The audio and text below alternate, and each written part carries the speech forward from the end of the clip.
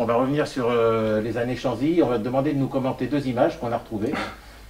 Enfin, que Albert a retrouvées, hein, c'est lui notre archiviste. Ça t'évoque quoi, ça? Oh là là, mon Dieu. Alors on va dire aux gens d'aujourd'hui que c'était la fosse de Chanzy, où se trouve maintenant la salle de restaurant des joueurs, la salle de musculation. Et c'est là où vous prépariez les matchs. Ouais, je suis très ému Ouais. de revoir ça, puisque j'en ai parlé avec mes parents pas plus tard que dimanche. Et j'expliquais à mon père, on en a rigolé, parce qu'il y avait Maurice qui est là, qui est mon mentor, Maurice Camosi. Ouais. Et j'expliquais qu'avant, aux échauffements, aujourd'hui on ne peut plus expliquer ça, les gens ne comprennent pas.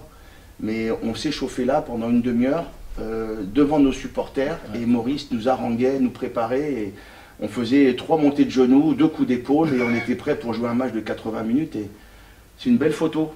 Ouais. Merci. Oh, elle est super. Posture, hein. Ah ouais, Régis Rappo au fond, Christian Cotte, Surescu au milieu avec les mains dans le dos, Holmes.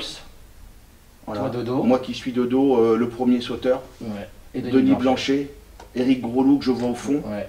Avec le numéro 12 de dos, c'est Cassio. Et je crois que c'est mon frère qu'on voit au fond, David. Exactement. Avec le ballon. Exactement. C'est une belle photo. Ouais. Deuxième photo, autre émotion. Alors peux-tu nous expliquer ce que c'est? Ah mais là il n'y a pas d'émotion. C'est quoi ça? Là il n'y a pas d'émotion là. Là c'est encore le délire de l'artiste. Donc c'était avec Saint-Jean d'Angély. C'est avec Saint-Jean d'Angély, c'était la première fois que je refoulais que je remettais les crampons sur le terrain de Chanzy. Avec Saint-Jean, lorsque on évoluait en Fédéral 3. Et ce maillot, il a une histoire? Non, je ne sais pas. Il faisait chaque fois, chaque match important, chaque derby, il essayait de jouer contre le SCA avec un maillot différent. Donc voilà, cette fois-ci, un jour on pouvait jouer avec un maillot avec un squelette. Je crois qu'ils ont joué un jour avec un maillot de Spider-Man. Et là, c'était, je sais pas, c'était la vache qui rit. Donc voilà, c'est un moment où j'étais rentré en deuxième mi-temps, mais on voit encore toute l'insouciance avec le casque derrière et les oreilles. Voilà, magnifique casque à oreilles. Hein. Oui, parce que le pire dans tout ça, c'est qu'il se rapprochait de l'arbitre, il disait « Monsieur l'arbitre, j'entends pas ce que vous voulez me dire ». Non, c'était rigolo, mais c'est des... Voilà, c'est le rugby que j'étais venu chercher à Saint-Jean. Hein, cette fraîcheur, les bons moments, la convivialité. Avec ton frère? Avec mon frère, bien sûr. Ouais. Et puis voilà, la simplicité de jouer ensemble, de s'amuser, de jouer au rugby, simplement pour l'amitié et les copains. Et l'occasion donc de revenir à Chanzy en 2007, si je ne dis pas de bêtises. Alors on a un invité surprise pour toi, qu'on est allé filmer. Chouette, ouais, merci. Chouette, qui a 2 petites questions à te poser.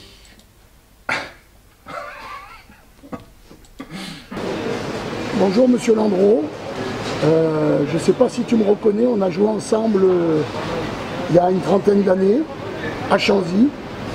Et à l'occasion du derby, j'aurais 2 questions à te poser.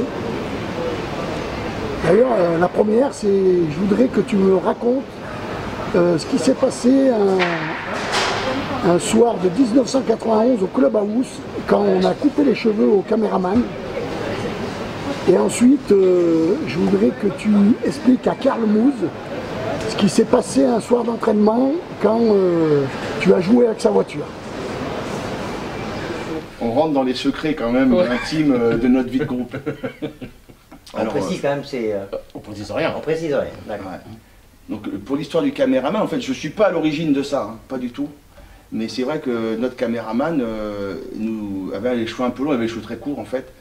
Et on avait un pilier, Christophe Delay, qu'on appelait Gros Chat, qui ce soir-là, après un soir de victoire, après un bon apéro, avait décidé de lui raser la tête. Parce qu'il disait, ta coiffure, ça va pas. Donc, avec son accord, hein, on lui a rasé la tête.